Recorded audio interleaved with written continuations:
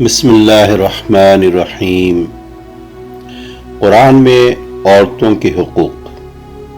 قرآن میں عورتوں کے حقوق کے موضوع پر امام ہند مولانا ابوالکلام آزاد رحمۃ اللہ علیہ نے انتہائی جامع، غیر جانبدار اور افراط و تفریط سے مبرہ تحریر رقم کی ہے، جو اس وقت کے لحاظ سے ریلیونٹ ہے، کیونکہ معاشرہ تیزی سے اخلاقی انحطاط کی طرف جا رہا ہے۔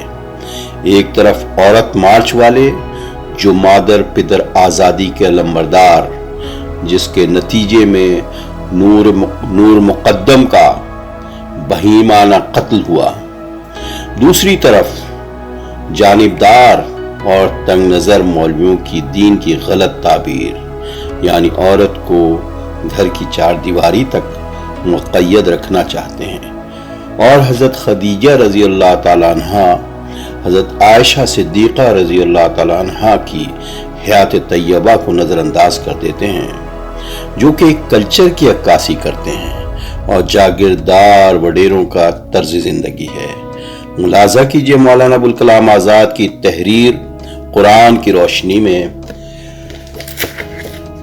قرآن نے ہر جگہ عورت، مرد اور عورت دونوں کا مساویانہ حیثیت سے ذکر کیا ہے، اور فضائل و خصائل کے لحاظ سے وہ دونوں میں کسی طرح کی بھی تفریق نہیں کرتا۔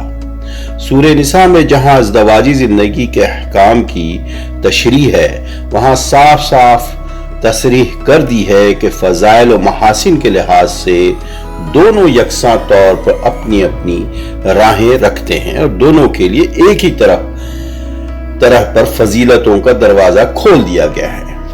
للرجال نصیب مما اکتسبوا وللنساء نصیبا مما اکتسبن واسألوا اللہ من فضلہ ان اللہ کان بکل شیء علیما۔ چنانچہ جس طرح وہ نیک مردوں کے فضائل و مدارج بتلاتا ہے، اسی طرح نیک عورتوں کے بھی بتلاتا ہے، اور جس طرح بدعمل مردوں کی برائیاں بتلائی ہیں، اسی طرح بدعمل عورتوں کی بھی بتلائی ہیں۔ کہیں بھی قرآن میں کسی طرح کا امتیاز اس نے جائز نہیں رکھا۔ مردوں کے لیے اگر فرمایا التائبون العابدون الحامدون السائحون الراکعون الساجدون الآمرون بالمعروف والناہون عن المنکر والحافظون لحدود اللہ، تو عورتوں کے لیے بھی فرمایا مسلمات، مؤمنات، قانتات، تائبات، عابدات، سائحات۔ منافقوں کا ذکر کیا تو صرف مردوں ہی کا ذکر نہیں کیا، دونوں جنسوں کا کیا۔ المنافقون والمنافقات بعضهم من بعض یأمرون بالمنکر وینہون عن المعروف۔ مومنوں کا ذکر کیا تو صرف مردوں ہی کا نہیں، دونوں کا کیا۔ والمؤمنون والمؤمنات بعضهم اولیاء بعض یأمرون بالمعروف وینہون عن المنکر۔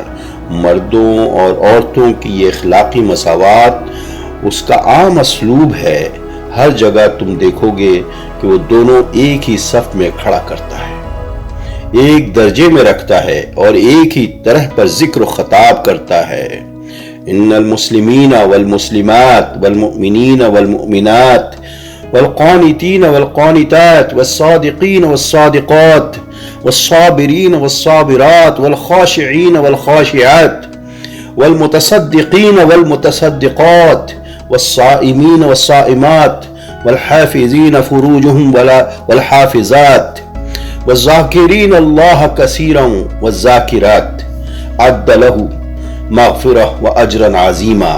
یعنی جس طرح مردوں میں مسلم و مومن ہیں، اسی طرح عورتوں میں بھی مسلمہ اور مومنہ ہیں۔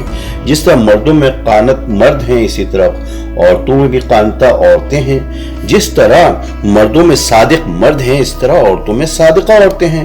جس طرح مردوں میں اللہ کا خوف رکھنے والے اور بکثرت اس کا ذکر کرنے والے ہیں، اسی طرح عورتوں میں بھی اللہ کا خوف رکھنے والیاں ہیں، اور پھر جس طرح مردوں میں ایسے پاکباز ہیں کہ نفسانی خواہشوں کے غلبے سے اپنی حفاظت کرتے ہیں، اسی طرح عورتوں میں بھی ایسی پاکباز ہستیاں ہیں جو اپنی حفاظت سے کبھی غافل نہیں ہوتی۔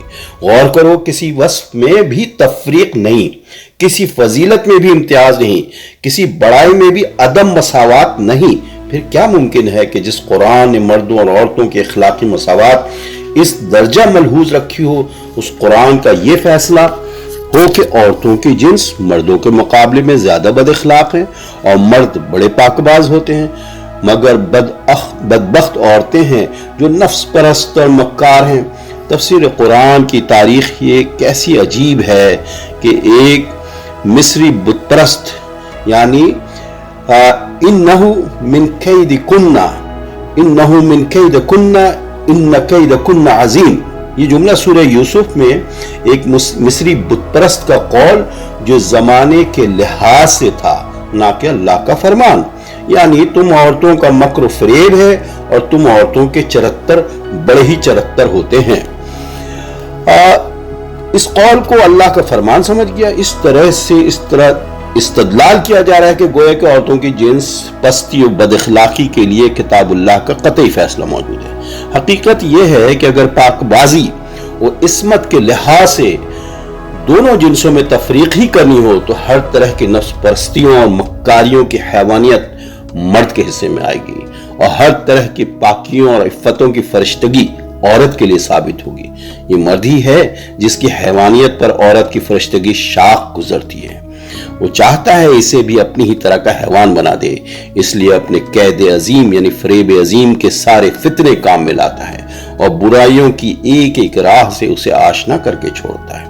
پھر جب وہ اس کے پیچھے قدم اٹھا دیتی ہے تو اس سے گردن موڑ لیتا ہے اور کہنے لگتا ہے اس کا قید یعنی اس کا فریب تو سب سے بڑا فریب ہے اور اس کی برائی تو سب سے بڑی برائی۔ فی الحقیقت سب سے بڑا قید تو مرد ہی کا قید ہے، یعنی فریب۔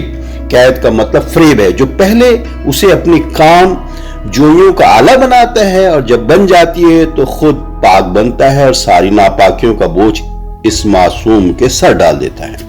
دنیا میں کوئی عورت بری نہیں ہوتی اگر مرد اسے برا بنانے پر مجبور نہ کرتا۔